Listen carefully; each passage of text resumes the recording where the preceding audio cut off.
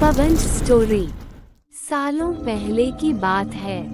एक लड़का किसी कंपनी में मैनेजर था। उसके साथ कभी भी कोई भूत की कुछ डरावनी बातें करता तो उसे डर नहीं लगता था। उसका कहना था कि भूत जैसा कुछ होता ही नहीं है, ये सब लोगों के दिमाग का वहम है। एक दिन ऑफिस में ज्यादा काम था, जिस वजह से वो घर रात को लौट रहा था। बाइक से आराम से रात को घर जाते जाते अचानक एक सुनसान सड़क पर उसकी बाइक खराब हो गई।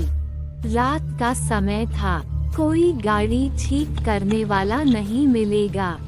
सोचते हुए वो अपनी बाइक को खींचते हुए पैदल चलने लगा। कुछ ही दूर पहुंचा था कि उसे एक बस स्टॉप के पास कोई फकीर बैठा हुआ दिख गया।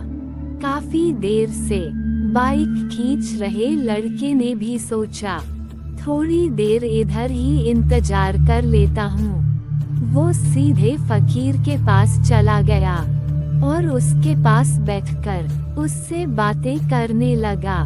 दोनों के बीच करीब 10 मिनट तक बात हुई और उसी वक्त भूतों का जिक्र भी आ गया।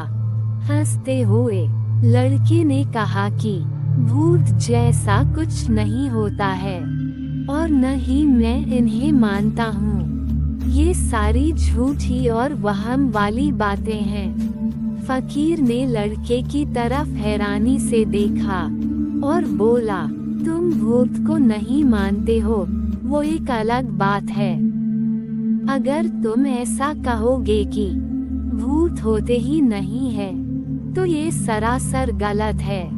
लड़का फिर हंसा और पूछने लगा कि भूत होते हैं तो दिखते क्यों नहीं हैं? क्या आपने कभी भूत देखा है? क्या आप मुझे दिखाएंगे एक भी भूत? फकीर के मन में हुआ कि इसे आज भूत दिखा ही देता हूँ। उसने लड़के को अपने पीछे चलते रहने के लिए कहा और आगे शमशान की ओर बढ़ गया। सुनसान रास्ते में दोनों पैदल चल रहे थे। अब लड़के को थोड़ा डर लगने लगा, लेकिन हिम्मत करते हुए वो आगे बढ़ा। कुछ ही देर में दोनों शमशान पहुँचे। वहाँ कई मुर्दा चल रहे थे। फकीर ने उस लड़के को एक जगह पर बैठाया और कहा कि यहाँ कुछ देर पहले ही एक लाश जली थी। अब तुम्हें यहाँ मैं भूत दिखाऊंगा। फकीर ने फटाफट वहाँ पर कील गाड़कर एक धागा बांध दिया।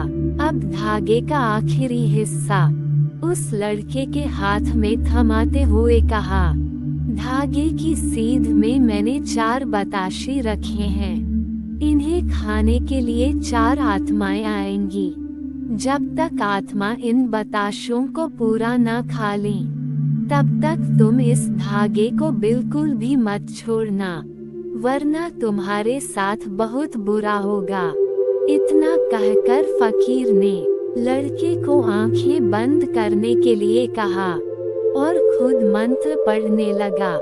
लड़के को फकीर की बातें सुनकर थोड़ा डर लगने लगा, लेकिन वो धागे को तेजी से पकड़कर आंखें बंद करके बैठ गया। कुछ देर मंत्र पढ़ने के बाद साधु ने उसे आंखों को खोलने के लिए आवाज लगाई।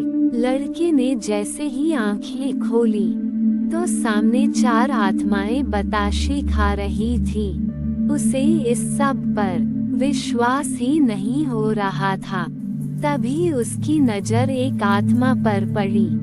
वो कोई और नहीं, उसका पड़ोसी था, जिसकी मौत 2 दिन पहले ही हुई थी। उसे देखते ही लड़के के हाथ से वो सफेद धागा छूट गया। उसने घबराहट में आसपास उस फकीर को देखा, लेकिन वो मंत्र पढ़कर जा चुका था। अब डर के मारे वो तेजी से अपने घर की ओर दौड़ने लगा। इस दौरान उसे कोई बार बार उसका नाम लेकर पीछे से आवाजें दे रहा था, लेकिन वो मुड़ा नहीं।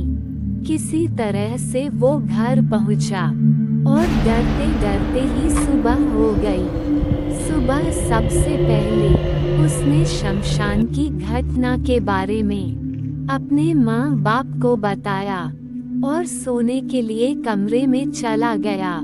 कुछ देर बाद जब उसकी आंखें खुली तो वो शमशान में ही था।